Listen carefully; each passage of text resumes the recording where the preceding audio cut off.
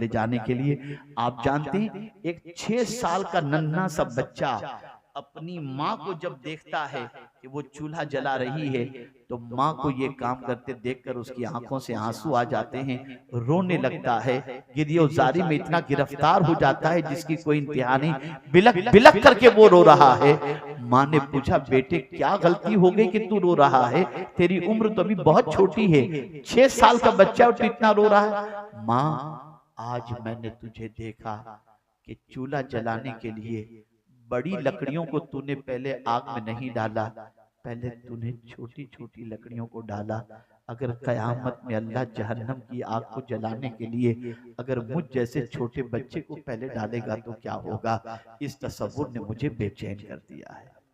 ये छोटे से बच्चे थे, ये नन्हे से बच्चे थे। अभी कल ही मैंने अपनी गुफ्तगू में एक बात बताई, हजरत बायजीद बुस्तामी रहमतुल्लाह ताला अलैह वालिद बचपन में इंतकाल कर गए, 6 साल की उम्र है। माँ को किसी ने बताया कि फला मदरसे में मौलाना बहुत अच्छे हैं, बुजुर्ग सिफत हैं, अपने बच्चे को वहां दाखिला दिला दो, तुम्हारा बच्चा कुछ बन जाएगा। माँ हाथ पकड़ती है, बच्चे को लेकर जाती है। बुजुर्ग को अर्ज करती है कि इनके वालिद का इंतकाल हो गया है और मैं इसे लेकर आपकी खिदमत में इसलिए हाजिर हुई हूँ कि आपका बड़ा नाम मैंने सुना है, मैं बस ये चाहती हूँ कि मेरा बच्चा वली बन जाए। क्या तमन्ना थी माँ की।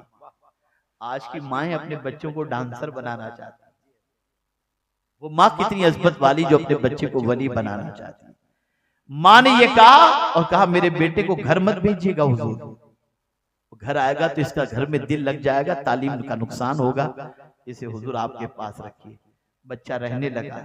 बायजीद बुस्तामी 6 साल की उम्र में पढ़ने के लिए गए, रुक गए।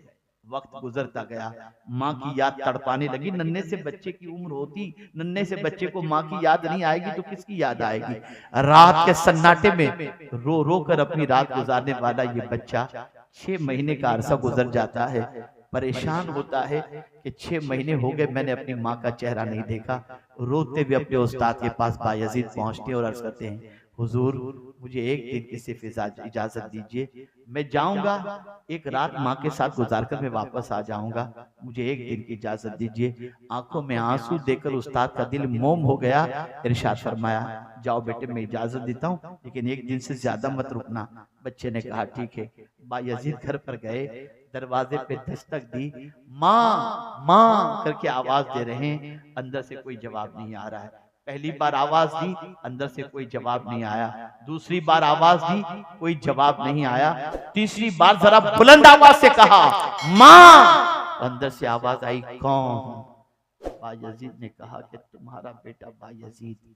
इतना सुनना था कि माँ ने अंदर से कहा, मेरा बायजीद अभी नहीं आ सकता, मेरा बायजीद उस वक्त आएगा जब वो वली बन चुका।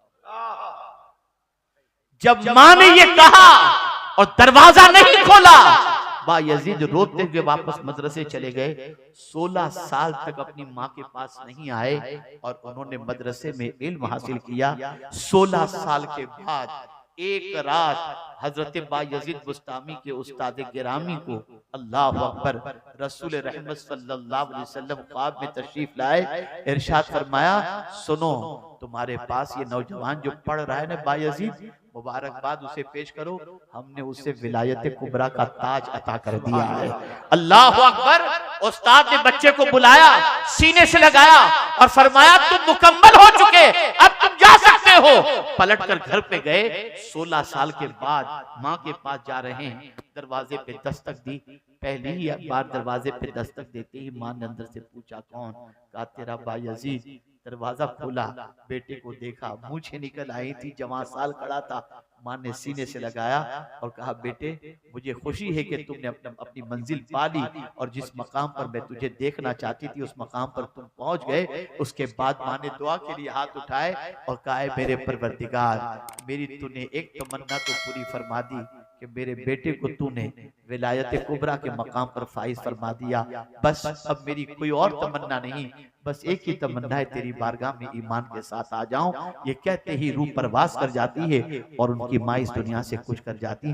वो माएँ थी जिनको अपने बच्चे की तरबियत की इतनी फिक्र थी। नादानो, तुम्हारा बच्चा गलियों के अंदर गुल्ली डंडे खेल रहा हो, तुम्हें इसकी फिक्र नहीं होती। नंगा नाच कर रहा हो, तुम्हें इसकी फिक्र नहीं होती। डांस कर रहा हो, तुम्हें इसकी फिक्र नहीं होती।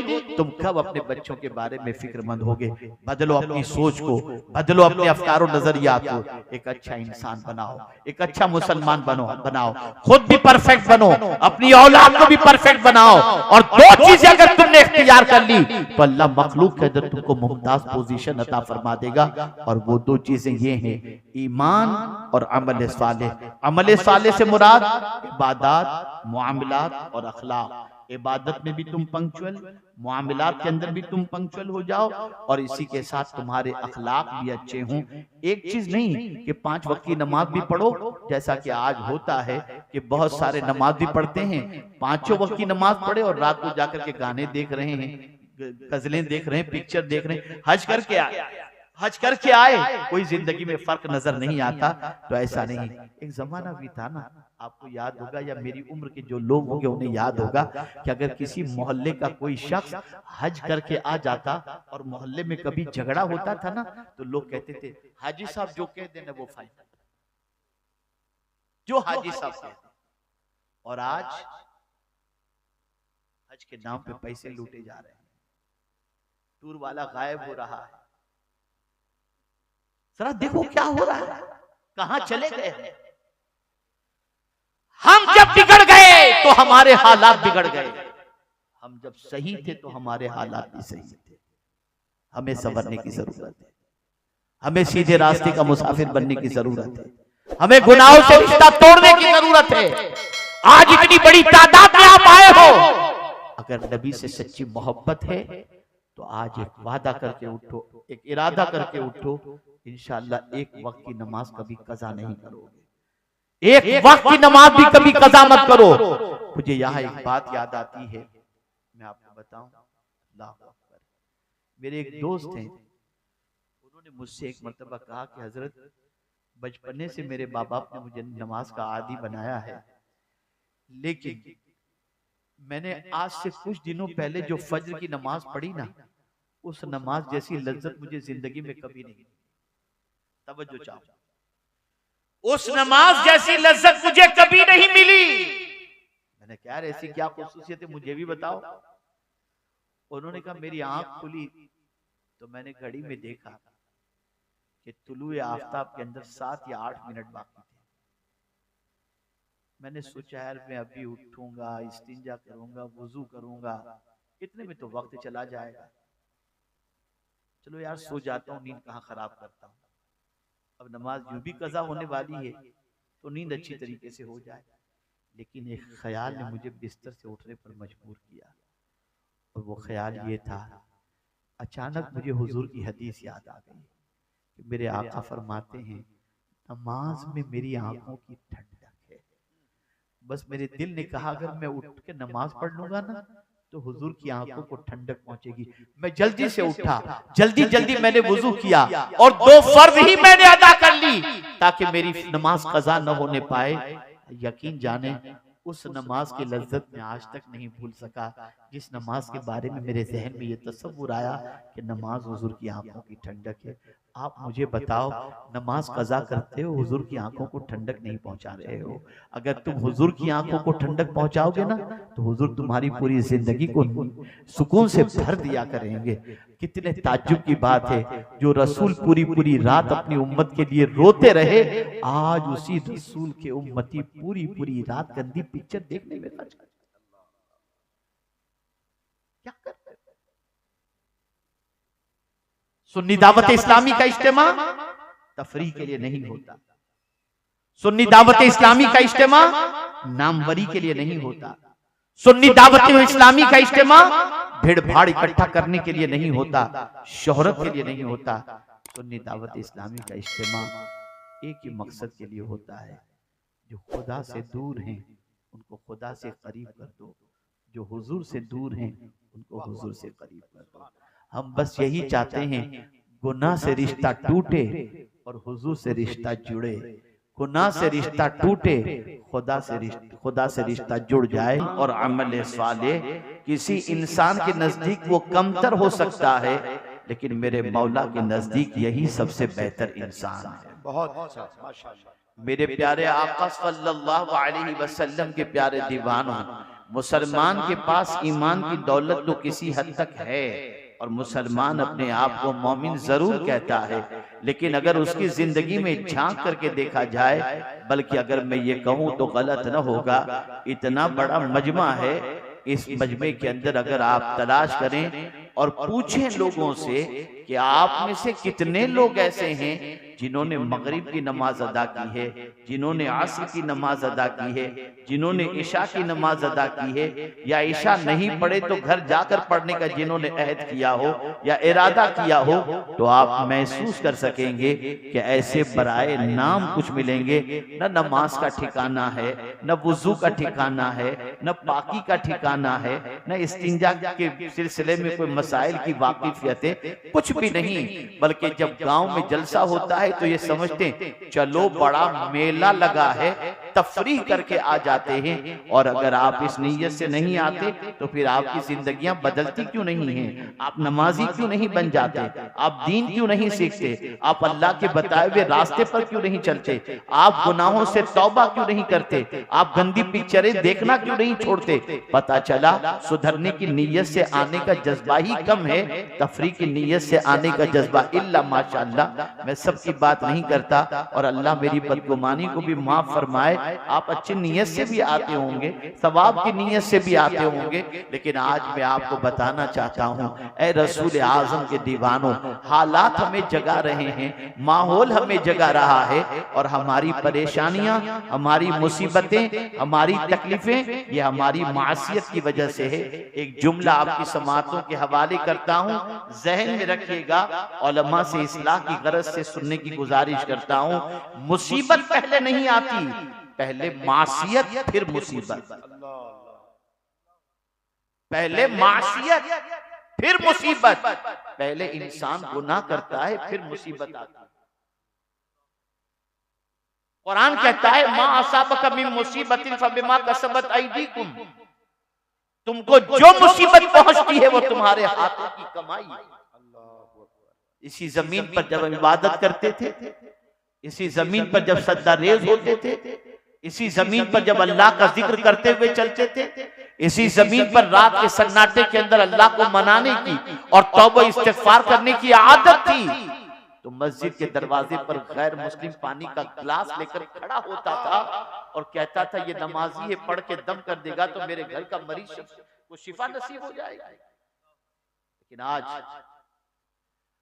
हमारी सोच बदल गई, हमारी फिक्र बदल गई, हमारी आदतें बदल गई, हमारे नजरियात बदल गए, हमारी जिंदगी की रविश बदल गई। नतीजतन आज हम जहां खड़े हैं दुनिया उसे अच्छी तरीके से महसूस कर रही है। अगर आप सोसाइटी के अंदर बेहतर इंसान बनना चाहते हैं, आप अगर मुआशरे के अच्छे इंसान बनना चाहते हैं और अल्लाह के नजदीक बेहतर बनना चाहते हैं, अल्लाह की मखलूक के अंदर बेहतर बनना चाहते हैं, तो मेरे करीम ने एक ज़ाब्ता अता किया, ईमान और अमल साले। मोमिन बन करके जियो और नेक अमल करो। ये दो चीजें अगर तुम इख्तियार कर लोगे तो ये किसी और का वादा नहीं, ये माबूदे बरहक का वादा है। उलाइका हुम खैरुल बरिया। ऐ रसूल रहमत सल्लल्लाहु अलैहि वसल्लम के दीवानों, हम चाहते हैं कि गुनाह करें और दुनिया इज्जत दे, हम चाहते हैं कि आवारगी करें और दुनिया इज्जत दे, हम चाहते हैं दीन के रास्ते से हट करके चलें और दुनिया इज्जत दे। कभी इज्जत नहीं मिल सकती। याद रखें, कांटे का बीज बो करके गुलाब की उम्मीद रखना यह हिमाकत के अलावा और कुछ नहीं।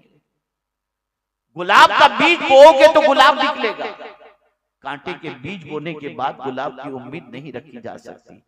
मैं जब कभी झारखंड की सरजमीन पर, बिहार की सरजमीन पर, बंगाल की सरजमीन पर और यूपी की सरजमीन पर आता हूं तो मैं बहुत भोले भाले, चुलबुले, नौजवानों की एक बड़ी तादाद देखता हूँ जो बेचारे दीन के नाम पर आ जाते हैं, लेकिन उनको न बात करने का शऊर होता है, न बैठने का शऊर होता है, न हाथ मिलाने का शऊर होता है, न उनके पास कोई तालीम होती है। बस आकर के बैठ जाते हैं, अच्छी बात लगी तो कुछ गुनाहों से तौबा कर ली, और अगर कोई बात समझ में नहीं आई तो बड़ा मजा आया, फिर हंसते खेलते मौज मस्ती करते हुए चले जाते हैं। आज एक वाकया मैं आपको सुनाना चाहता हूँ, खासतौर पर मेरे उन नौजवान बच्चों को जिनकी उम्र बहुत कम है। आप इनकलाब ला सकते हो, आप मुआशरे में तब्दीली ला सकते हो, आप मुआशरे को संवार सकते हो। कैसे? मैं आपको बंगाल का एक वाकया मेरा अपना बताऊं। मेरे एक दोस्त है मुफ्ती साहब, उन्होंने बड़ी रिक्वेस्ट की मुझे कि आप मेरे यहाँ चलें। मैं उमूमी तौर पर बहुत सारे इस किस्म के इलाकों से थोड़ा सा डरता हूँ, घबराता हूँ, लेकिन उनके इसरार पर मैं उनके इलाके में गया। एयरपोर्ट पर वो रिसीव करने आए थे, साथ चले, 2-2.5 घंटे का सफर था। जब उनके गांव में हम पहुंचते हैं तो गांव में एंटर होते ही एक अच्छी इमारत थी। उन्होंने वो इमारत बताई, बोले हजरत ये इमारत देख लीजिए आप। मैं देखा, बोले हजरत ये स्कूल है। मैंने कहा माशाअल्लाह, आपके छोटे से गांव में इतना बड़ा स्कूल? बोले हाँ। फिर उसके बाद क़यामगाह पर पहुंचे, चाय नाश्ता हुआ और फिर गुफ्तगू का सिलसिला शुरू हुआ। मेरे बच्चों गौर से सुनो, कान खोल करके सुनो, अच्छी तरीके से सुनो। मुफ्ती साहब ने कहा कि हजरत जो इमारत आपने देखी ना, वो स्कूल जो आपने देखी? मैं बोला हाँ। आपको मालूम है किसने बनाई? मैंने कहा नहीं। कहा जिस कमेटी ने आज आपको बुलाया है उस कमेटी के 200 मेंबर हैं, जिसमें से 20 ऐसे मेंबर होंगे जो कोई अच्छा काम करते हैं।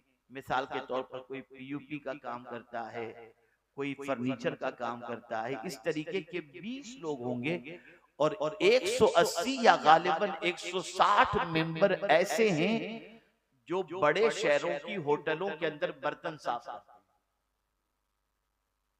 200 मेंबरों की वो जमात, वो कमेटी, जिसमें से 160 या 180 बच्चे बेंगलोर, मुंबई, कलकत्ता, दिल्ली, वहां की होटलों के अंदर बर्तन साफ करते हैं।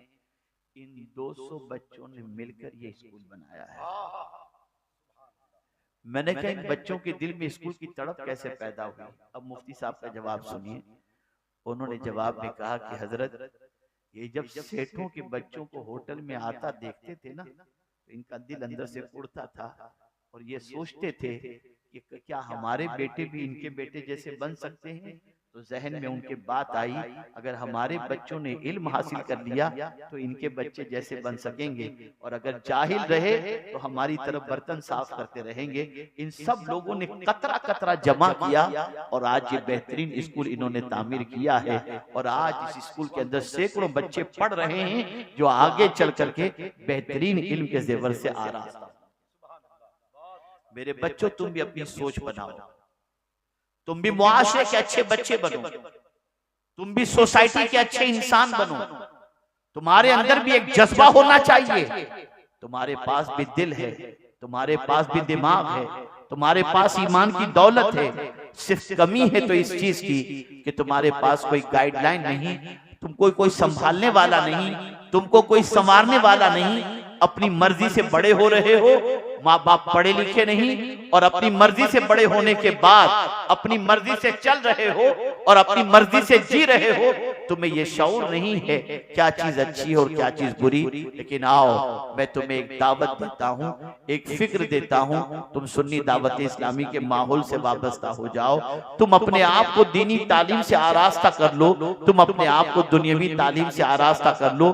याद रखो, एक दिन तुम देखोगे कि तुम भी यहाँ बैठे होगे या किसी बुलंदी पर बैठे होगे और दुनिया तुम्हारा इस्तकबाल कर रही होगी, दुनिया तुम्हारा वेलकम कर रही होगी। उसके लिए कोई सरमाए की जरूरत नहीं है। दो चीजें अपनी जिंदगी में इख्तियार कर लो, ईमान और अमल सालेह। जब ये दो चीजें तुम इख्तियार कर लोगे तो अल्लाह अज़्ज़ व जल्ल ने फरमा दिया तुम मखलूक के अंदर सबसे बेहतर बन जाओगे।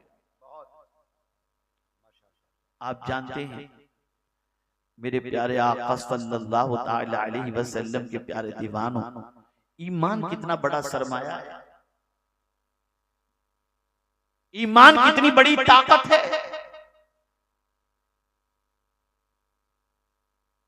कुरान कहता है फमन यकफुर बित्तागूत व युमिन बिल्लाह फक़द इस्तमसक बिल उर्वतिल वुस्क़ा लन फिसाम लहा। जिसने शैतान का इनकार किया और अल्लाह पर ईमान ले आया, उसने बहुत मजबूत गिरह को थाम ली।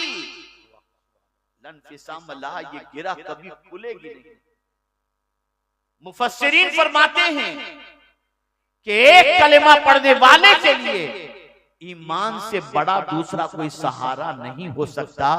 ईमान इतना बड़ा सहारा है कि जब कोई ईमान को अब ईमान को इख्तियार कर लेता है और अल्लाह पर कामिल भरोसा करने लग जाता है, तो फिर मेरे रब की शान ये है कि कदम कदम पर मेरा मौला उसकी मदद करता है और उसकी तवक्कुल को परवरदिगार जल्ल जलालहू पूरा करता हुआ नजर आता है। लेकिन हमारा हाल ये है, हम सब पर तो भरोसा करते हैं, रब पर भरोसा नहीं करते।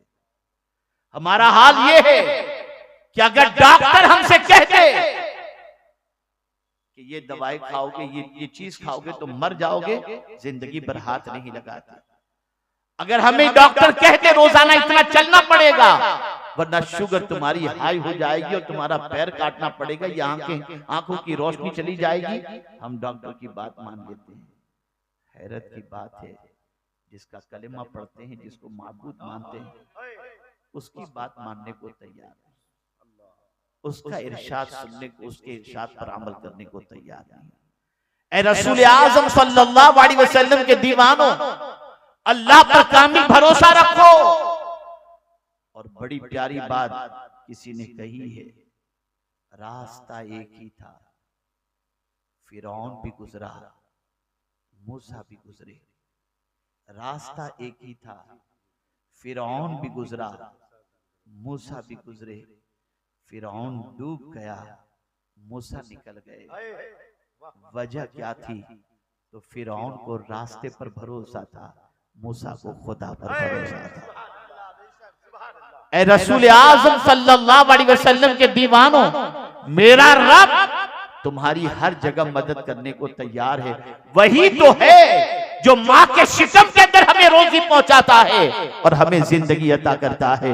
ऐ रसूल आज़म सल्लल्लाहु अलैहि वसल्लम के दीवानों, उससे अपने ताल्लुक को मजबूत करो, उससे अपने रिश्ते को मजबूत करो। और याद रखो, जब कोई बंदा अपने वजूद को उसकी बारगाह के अंदर झुका देता है तो फिर अल्लाह अज़्ज़ व जल उसे इतना उठाता है कि उस बुलंदी तक कोई दूसरा पहुंच नहीं सकता। हमने सजदा छोड़ दिया, उसकी बारगाह में झुकना छोड़ दिया, तो कासे गदाई लेकर दर दर की ठोकरें खाते हुए नजर आते हैं। आज मुझे बताइए, वो कौन सा गुनाह है जो रात के सन्नाटे में या दिन के उजाले के अंदर मुसलमान करता हुआ नहीं दिखाई देता? आप मुझे बताओ। आज तो 14 साल का लड़का 18 की उम्र तक पहुंचने तक खाली हो जाता है, इस लायक भी नहीं रहता कि वो शादी कर सके।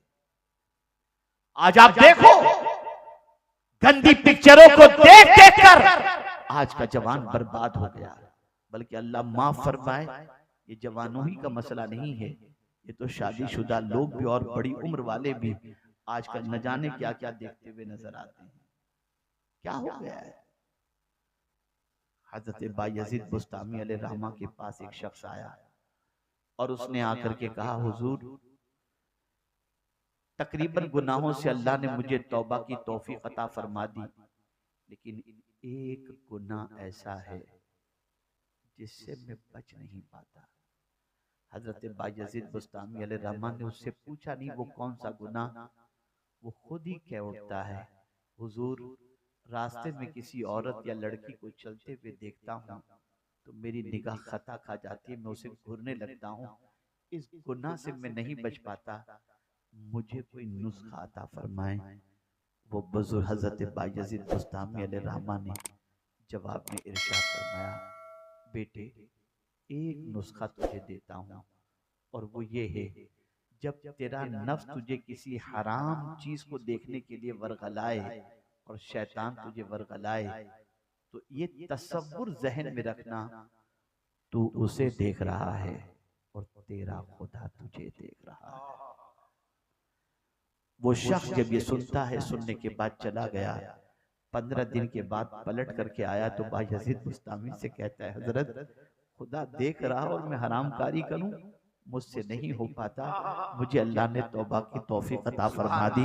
अब जब भी निगाह उठती है तो कुरान देखने उठती है, हलाल चीजों को देखने के लिए उठती है, माँ बाप को मोहब्बत और शफकत से देखने के लिए उठती है। जालिमों, खुदा देख रहा है और हम पाप कर रहे हैं, खुदा देख रहा है हम बुराई के दहलीज पर जा रहे हैं।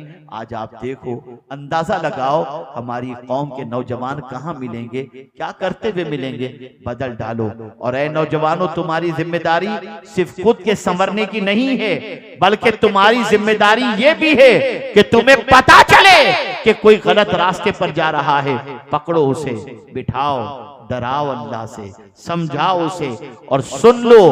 जिस किसी को तुमने समझाया और तुम्हारे समझाने के बाद वो बुराई की दहलीज पर जाने से बच जाता है और बुराई से तौबा कर लेता है, तो मुस्तफा प्यारे सल्लल्लाहु अलैहि वसल्लम का फरमान है, कल बरोज़े क़यामत जब उस बंदे को जन्नत में अल्लाह जाने का हुक्म देगा, तो वो बंदा कहेगा, मौला मैं तो गुनहगार था, सियाहकार था, फला मेरे दोस्त ने मुझे सीधा रास्ता दिखाया, मौला आज मैं अकेला जन्नत में नहीं जाऊंगा, मेरे उस दोस्त को भी अपने साथ लेकर के जन्नत में जाना चाहता हूँ।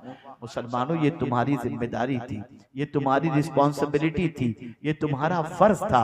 अगर हमने ये फर्ज निभाया होता तो हमारे बच्चे आवारा नजर ना आते, हमारे बच्चे बदकिरदारी के अंदर नजर ना आते, लेकिन हमने ये जिम्मेदारी तर्क कर दी और इसको जिम्मेदारी महसूस ही नहीं की, नतीजतन हमारा मुआशरा बिगड़ रहा है। मैं उन माँ बाप से भी कहना चाहता हूँ जो माँ बाप केयरलेस हैं और अपने बच्चों से लापरवाही का इस तरीके से मुजाहिरा करते हैं कि अपने बच्चे की ये फिक्र नहीं रखते कि मेरे बच्चे की आदत अच्छी हो, मेरा बच्चा 10 के दरमियान बैठे तो इज्जत से देखा जाए। नहीं, आजकल माँ बाप का मामला ये हो गया, बच्चे पैदा किए, छोड़ दिया, अल्लाह अकबर, खुद से बड़े हो रहे हैं, कोई तरबियत नहीं, कोई डिसिप्लिन नहीं। आप जानते हैं, एक वाकया मैं आपकी समाअतों के हवाले करूं। गालिबन मैं जर्मनी से आ रहा था, फ्लाइट के अंदर बैठा हुआ था, मेरे बाजू में एक फैमिली बैठी हुई थी। उस फैमिली के अंदर एक खातून, उसका शौहर और एक नन्हा सा बच्चा था, और चाइल्ड मील माँ ने मंगवाया, बच्चे का खाना फ्लाइट के अंदर। बच्चे का जैसे ही खाना आया, माँ ने बच्चे के लिए लुकमा बनाया। एक लुकमा मुंह में रखने से पहले बच्चे से कहते, बेटे बोलो बिस्मिल्लाह। बच्चा बोलता बिस्मिल्लाह। बच्चे के मुंह में माँ लुकमा रखती, उसके बाद बच्चे से माँ कहती, बोल बेटा अल्हम्दुलिल्लाह। तो बेटा कहता अल्हम्दुलिल्लाह। एक एक लुकमे पर माँ बिस्मिल्लाह शरीफ भी पढ़ा रही है और अल्हम्दुलिल्लाह भी कहला रही है। मेरे अंदर सीखने का जज्बा है, मैं जानना चाहा कि आखिर इसकी वजह क्या है। मैंने बच्चा जब खाना खा चुका और माँ खिला चुकी, तो मैंने उस बच्चे के बाप से पूछा कि जरा अपनी बेगम से ये पूछ के मुझे बताएं कि ये बहन जो है वो अपने बच्चे को हर लुकमे पर बिस्मिल्लाह और अल्हम्दुलिल्लाह क्यों पढ़ा रही है। तो उस औरत ने मेरी बात समझ ली। इसका शौहर जवाब दे, उससे पहले औरत जवाब देती है, हजरत मामला सबसे बड़ा ये है, मैं देख रही हूँ कि आज का मुसलमान टनो खा लेता है, न बिस्मिल्लाह पढ़ता है, न अल्हम्दुलिल्लाह पढ़ता है। तो मैं अपने बच्चे को हर लुकमे पर इसलिए बिस्मिल्लाह पढ़ा रही हूँ और हर लुकमे पर अल्हम्दुलिल्लाह इसलिए कहला रही हूँ, ताकि बड़ा होने के बाद शुरू में तो कम से कम एक बार बिस्मिल्लाह पढ़ ले और आखिर में तो एक बार अल्हम्दुलिल्लाह पढ़ ले। उस माँ की अजमतों को सलाम जो माँ अपने बच्चे की तरबियत में इतनी फिक्र करती है। लेकिन आज की माएं सीरियल देख रही हैं, बच्चा दूध के लिए रो रहा है, माँ को फिक्र नहीं है, टहलने के लिए निकल रही है, बच्चा तड़प रहा है, माँ को फिक्र नहीं है, बाप कमाने के लिए निकल रहा है, बच्चा तड़प रहा है, बाप को फिक्र नहीं है। सुन लो, हदीस मुस्तफा सल्लल्लाहु अलैहि वसल्लम है, कुल्लुकुम राइन व कुल्लुकुम मसऊलुन अन रइयतिही। याद रखो, हर बच्चे के बारे में उसके माँ बाप से कयामत के दिन पूछा जाएगा। क्या आप नहीं चाहते कि आपके इस इलाके के बच्चे, आपके बच्चे ऐसे बन करके यहां से निकलें कि पूरी दुनिया में उनका नाम हो? क्या आप नहीं चाहते कि 10 के दरमियान आपका बच्चा बैठे तो आपके बच्चे को इज्जत की निगाह से देखा जाए? अगर आप चाहते हैं तो आप उसके लिए वक्त दीजिए, उसके पीछे टाइम सर्व कीजिए। याद रखें मेरे प्यारे आका सल्लल्लाहु ताला अलैहि वसल्लम के प्यारे दीवानों, इमाम गजाली रहमतुल्लाह ताला अलैह यहाँ तक फरमाते हैं कि अपने बच्चों को खाने पीने के आदाब भी सिखाना ये भी माँ बाप की जिम्मेदारी है। सिखाते हैं, खुद ही को नहीं मालूम तो क्या सिखाएं, कैसे सिखाएंगे? अब अगर कोई ये तसव्वुर करता हो, मौलाना आप कह रहे हैं लेकिन हमारे यहाँ तो मसला ये है कि कल क्या हमें खाना है उसकी फिक्र है, अब ये सारी चीजें कहां से करें? तो मैं आपको बताऊं, गुर्बत इतनी भी नहीं है जितनी रसूल आजम सल्लल्लाहु अलैहि वसल्लम के दौरे पाक के अंदर, सहाबा के अंदर थी। आप जरा सोचो, ग़ज़वे उहद में शहीद होने वाले सहाबा के पास कफन भी पूरा नहीं था। आप जानते हैं कि आज सैयदुश शुहदा सैयदना अमीर हमजा रदियल्लाहु ताला अन्हु, हजरत मुसाब इब्ने उमैर, हजरत अब्दुल्लाह इब्ने जहश रदियल्लाहु ताला अन्हुम का जहां मज़ार अक़दस मौजूद है, उनकी तदफीन के लिए क्या चीज थी? एक चादर। ऊपर का हिस्सा ढांका जाता तो नीचे का हिस्सा खुला रहता था, और नीचे का हिस्सा ढांका जाए तो ऊपर का हिस्सा खुला रहता था। आज मुसलमान दुनिया में कहीं भी मरे उसे पूरा कफन तो मिल जाता है, लेकिन उस वक्त ये भी नहीं था। लेकिन आप जानते हैं आकाए करीम सल्लल्लाहु अलैहि वसल्लम के वो सहाबा जो गुर्बत की इतनी चक्की में पीसे जा रहे थे, लेकिन बावजूद ईमान का वो पहाड़ थे कि दुनिया उनके नाम से कल भी लरसती थी और आज भी लरसती हुई नजर आती है। गुर्बत किसी चीज में रुकावट नहीं बनती। खुद मेरे आका सल्लल्लाहु अलैहि वसल्लम की हयात तैयबा तो देखें, अल्लाह अकबर। मैं अक्सर कहा करता हूं, एक गरीब,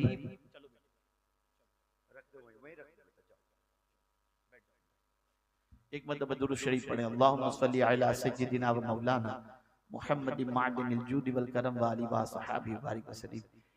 एक गरीब बाप अपनी बेटी को बियाह कर घर से रुखसत करना चाहे और वो ये सोचे कि मैं नबी की सुन्नत पर अमल करते हुए अपनी बेटी को रुखसत करूं, खुदा की कसम दुनिया में आज ऐसा कोई भी इंसान नहीं मिलेगा जो नबी की सुन्नत के मुताबिक अपनी बेटी को विदा न कर सकता। वो रसूल रहमत सल्लल्लाहु अलैहि वसल्लम जिनकी लख्ते जिगर खातून जन्नत, कौन? रसूल आजम मालिके कौनैन, वो पास कुछ रखते नहीं, दो जहां की नेमतें हैं उनके खाली हाथ, जन्नत उनकी, जन्नत की नेमतें उनकी। वो अगर चाहें तो अपनी बेटी के लिए हूर को जमीन पर खिदमत के लिए उतार कर पेश कर सकते, लेकिन बेटी आती है हाथ में छाले पड़े हुए हैं। सरकार, घर का काम करते करते थक जाती हूँ, ये देखिए ना मेरे हाथ, कोई कनीज मुझे दे दें ताकि मेरा हाथ बटाए और खिदमत में मेरा साथ दे। कुर्बान जाइए, मेरे आका को अपना गरीब उम्मती याद आ गया कि कल मेरा गरीब उम्मती अगर उसकी बेटी भी उसके पास आएगी और आकर के कहेगी अब्बा जान मुझे कोई काम वाली दे दीजिए, मैं घर का काम करते करते थक जाती हूँ, अगर आज मैंने मेरी बेटी को कनीज दे दी तो मेरे उम्मती को भी अपनी बेटी को मेरी सुन्नत पर अमल करते हुए कोई काम वाली देनी पड़ेगी। लेकिन अगर मेरे उम्मती के पास ये नहीं हुआ तो क्या होगा? तो क्यों न मेरी बेटी को मैं ऐसी चीज दे दूं कि मेरा गरीब उम्मती भी अपनी बेटी को दे सकता हो। फौरन खातून जन्नत से फरमाया, बेटी अगर तुम काम करते करते थक जाती हो ना तो सुनो, 33 बार सुबहान अल्लाह पढ़ लो, 33 बार अल्हम्दुलिल्लाह पढ़ लो और 34 बार अल्लाहु अकबर पढ़ लो, तुम्हें थकान नहीं लगेगी। आप मुझे बताइए, एक गरीब बाप अपनी बेटी को देना चाहे तो ये देकर रसूल आजम की सुन्नत पर अमल कर सकता है। हम क्यों हुजूर की जिंदगी को भूल गए? हम आकाए करीम सल्लल्लाहु अलैहि वसल्लम की हयात तैयबा को क्यों पसे पुष्ट हमने डाल दिया और हमने अपनी जिंदगी को तायुशात के अंदर कैसे गिरफ्तार कर दिया? बदलो अपनी सोच को। मैं आपसे काफी उम्मीदें वाबस्ता रखता हूं, मुझे काफी तवक्कुआत आपसे हैं और अब तो अल्हम्दुलिल्लाह यहाँ पर एक ऐसा इदारा भी कायम हो चुका है जिस इदारे के अंदर तालीमी मेयार इतना बुलंद है कि मुस्तकबिल बड़ा ताबनाक नजर आता है। मौलाना अजहर साहब जो है माशाअल्लाह, जो हमारे दिल मोहम्मद भाई के भतीजे हैं, जो इदारा उन्होंने कायम किया है, तालीमी मेयार बहुत स्ट्रॉन्ग है। अल्लाह अज़्ज़ व जल उन्हें कामयाबी से हमकनार फरमाए और उनके मुस्तकबिल को ताबनाक बनाए। बच्चों पढ़ो, छोड़ दो गुनाह से अपने ताल्लुक को, छोड़ दो गुनाह से रिश्ते को, छोड़ दो अपने आप की जिंदगी को बर्बादी के रास्ते